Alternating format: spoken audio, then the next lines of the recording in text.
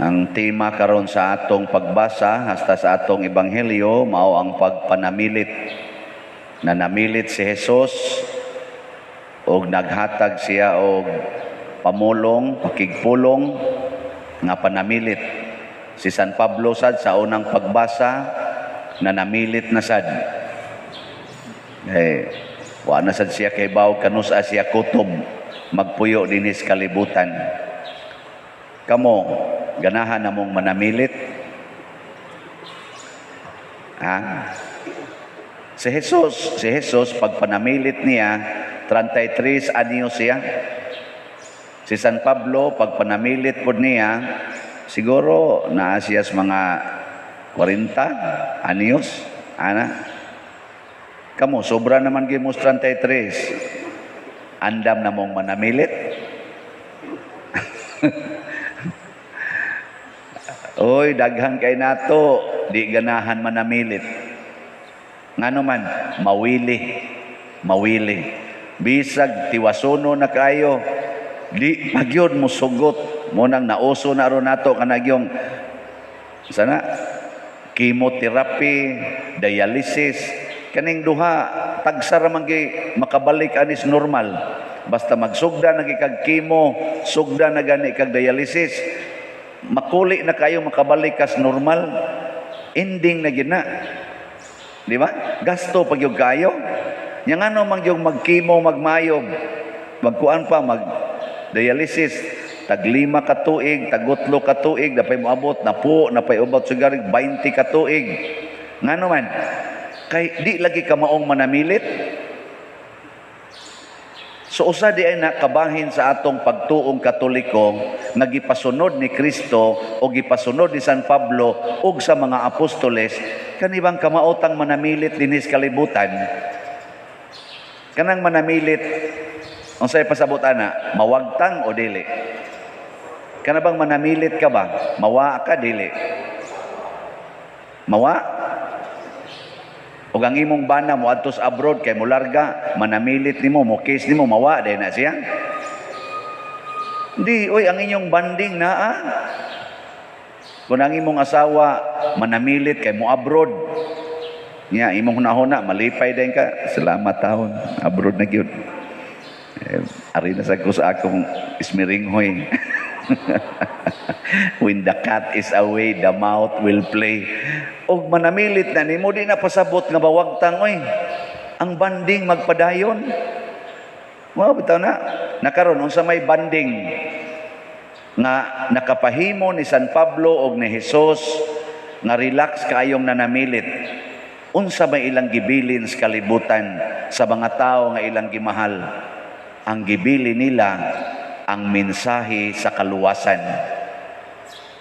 Wa sila magbilin og house and lot, wa sila magbilin og kanang gitawag tong mga degrees, professional degrees sa ilang mga gimahal. Wa sila magbilin og kwarta, wa sila magbilin og yuta, wa sila magbilin og political influence or unsa diha nga gibilin.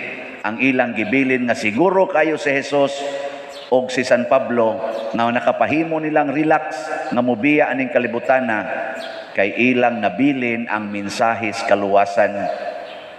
Kamoron mga ginikanan, kumusta ang inyong anak? Inyo bang gibinlan og mensahe sa kaluwasan? The message of salvation?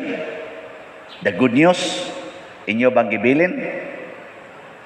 Sige, pangutanan ninyong kaugalingon. Kay daghan kay na-stress karon nga mga ginikanan kay unsa kunoy ipa-educate sa ilang mga anak. Kinahanglan gyud mo graduate og college. Kinahanglan gyud mas stable sa trabaho. Una pa sila moingon, okay na gyud kog mamatay pader kay stable na kay sila. Unyag ma-impierno na tanan. Okay ka?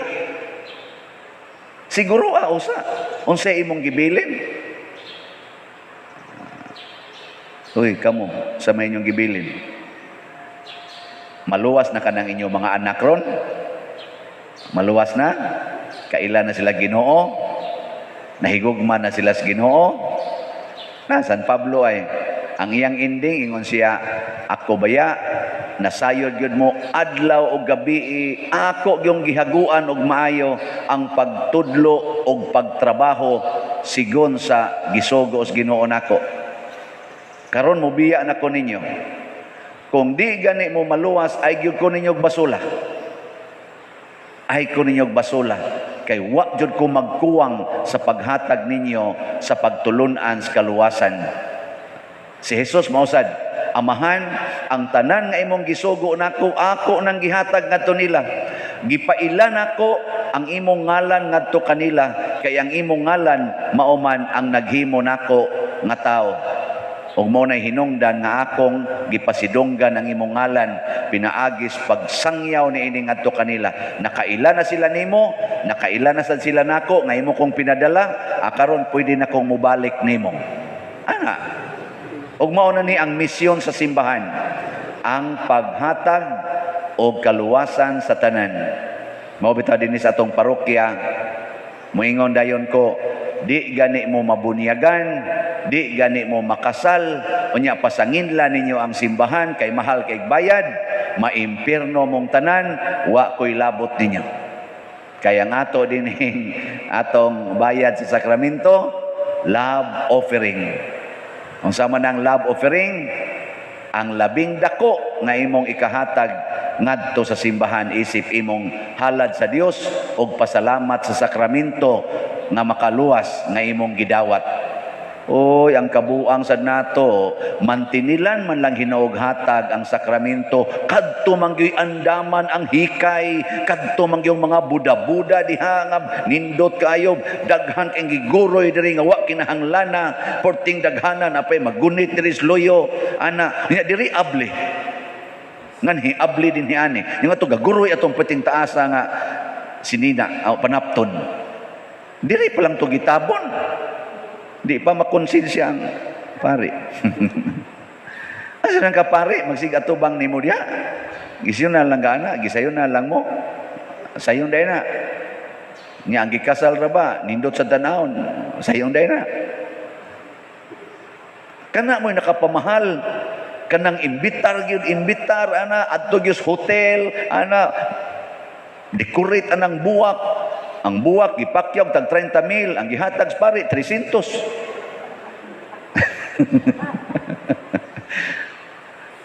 Kaning ako ba panguan lang ni, pakonsensya ginagmay. Unya pasangin lang dayon nga mahal ang kasal sa simbahan. Mao na ako sad ning kamot sad ko dinhi isi Paris priest karon. Pila na lang sad ka tuig, wa na sad ko dinhi maabot ba kag tuig o basig semana na lang. Ang ako ba nga maningkamot ta para kaluwasan, gugma, love offering, gugma para sa Ginoo. Ano ba nga mga tao ba mo higugma gyud Ginoo ba dili mahigugma nato? Kana ba nga mga tao magsigig handom og Ginoo dili magsigig hisgot nato? Nya kun hisgutan man ta tungod sa Ginoo, kana mo nindot. Kaysa hisgutan ta tungod lang sad nato nga unsa dahi imong pasigarbo gyud. May karon, lingi ako na imong tupad ya. Yung tupad mo ba? Lingi ya. Pangutan na, andam na kang manamilit. Andam na kang manamilit. Dagan kay din sa ato, kulbaan pa, ihisgot na itong panamilit. No? Ano bang patay, gid ba? Patay. Nakaroon, ang banding na to sa Ginoo, nagpabilin. Si Kristo nagpabiling buhi, si San Pablo o ang mga apostoles, apil na ang mga santos, nagpabilin silang buhi. Ang sa may meaning ayaw kahadlok pagpanamilit, kay dili na pasabot nga ending. Kung dili, it is a transformation and going home to our beloved Father, Creator. Usasan na siya kapaagi nga og manamilit ta dinhi, kamaotang manamilit adto dayon ta sa kanang gitawag og lugar nga porting ninduta. Daghan mang moingon dinhi sa atong simbahan nga ninindot na kuno. Ninindot na kuno baling Quranan, anatanan isa to ninduta na gyud pader. Wa ranis tumoy kumingkings kanindot sa langit. Unsa ra gud ning niya, kinsa ra gud gatrabaho ani? Di man sa kayto sila nindot og mga naong. Ang ilasang abilidad, kuwangan sa di gyud kayo. Pero ang Ginoo, perfect. Perfect beauty, perfect love, basta perfect. Kani di man ang muso din naamay ingon nindot pero naamay din na ingon ana. Nindot man pero kani unta na kuwang imperfect man na kana inyong gilingkuran nindot na. Pero nindot man as Father Siano mo humili pero ana. Nya kato nindot gito dito. Langit nya di ka ganahan manamilit din para musod atong langit. Oy kamo mga bana, panamilit na mo sa inyong asawa. Naday ay jud kog basula kung maimpierno ka. Kay ako nagtuman jud ko sa sugo sa Ginoo. Mingon sa asawa kanang imong sugal, kanang imong inom, nagtuman ka sugo sa Ginoo. Mingon sa bana unya kanang imong yaw-yaw, nagtuman sa sugo sa Ginoo. Amay na magkinuanay na mo. Mag-check-upay na mo. Mingon sad mo mga ginikanan, mga anak, ay gyud ko ninyong basula ha. Kami ay mig basula ug maimpierno mo kay gihatag na ginamutanan nganha ninyo. Nya mingon din yung anak nga di magi ka mohatag og load sa wifi. Mao naman aro ilang version, wifi, mga internet, no? Ambot na ba kay Ginoo diha? Naagyapon oy. Nay Ginoo diha.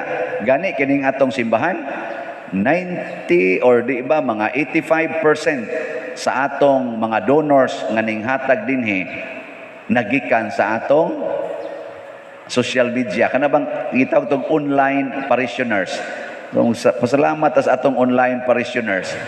Ang dagang ang dagang ginangatag ang daa sa online ngano man ingon din sila, Father, salamat gyud kayo kay nagbutang mo sa online sa inyong misa. Kay sige gid mig simba, daghan kay mig nakatunan. Nya nabuhi ang among pagtuo sa sige namong paminaw sa imong wali. Ana, kanindot ana nga mga kuano, naa diha sa internet, naa sa diha Ginoo di ay. Kita nakabenepisyo pud ta. Nya ngato sang wali, atong misa, ato sang ihat, ipadala ngadto pamaagi ni Ginoo, pero naa sa diha ang daghang mga yawa. Mao na importante kayo ang mensahe sa kaluwasan kay kung ikaw magtan-aw kag internet unya ang imong mensahe nga gibasa di na makaluwas patay ka diha. Parihar sa nadinig mo simba ka nya ang imo rong gilingkod-lingkod diha ang imong gipaminaw di makaluwas labi na sige karog tan-aw na imong tupad nga wa mo bayad nimo sa utang nya magsikag ingon simba-simba biya kada adlaw pagyud mo simba sus wa gibayad-bayad or naabaron dihay naglingkod ron ang iyang gitan-aw ang kana sang sigig paningil niya sa utang labi na gitong mo papahawa niya sa iyang gipuy ang balay kay kuralo na nya magsigig ingon hinimbak ing naong da hinimbak kay da hingin lang ni wagi kasing-kasing ning niyang animal ug mao gani na imong gianhin dinhi simbahan away kapuslanan. Parihara sa nagmuanha kag internet ngang imong gitan-aw katurag yung mga porn, katurag yung games, katurag yung mga TikTok, kana ra yung mga unsa na diha mga salida, mao ra gani imong tan-awon. Wa jud ka mo basag Bible, wa ka mo tan-aw gani og mga lives of the saints, wa gani ka mo tan-aw sa mga misa, way kapuslanan ng imong internet. May pagwa na lang ka ni bayad ana. Mao na ang mensahe gyud sa kaluwasan mo'y atong suyupon og maayo. Nabutay nalingaw kay ko karong buntag.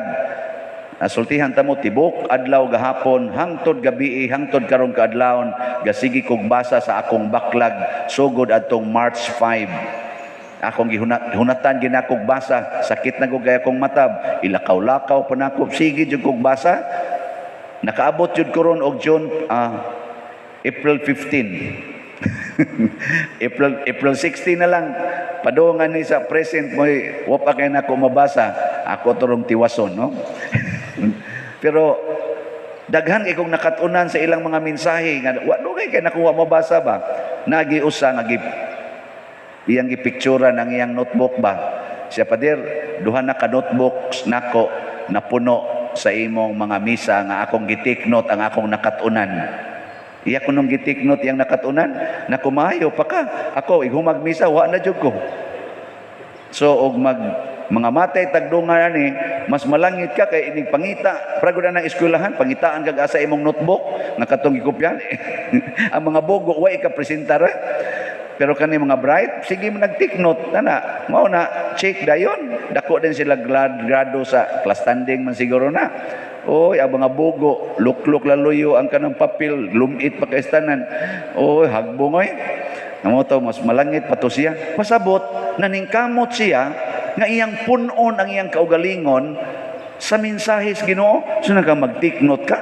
Misa napuno na duha na kanotbukan. Kamo nag-take note mo. Gaduka-duka ramang kay mo diha. Ginay. Ndug na ta.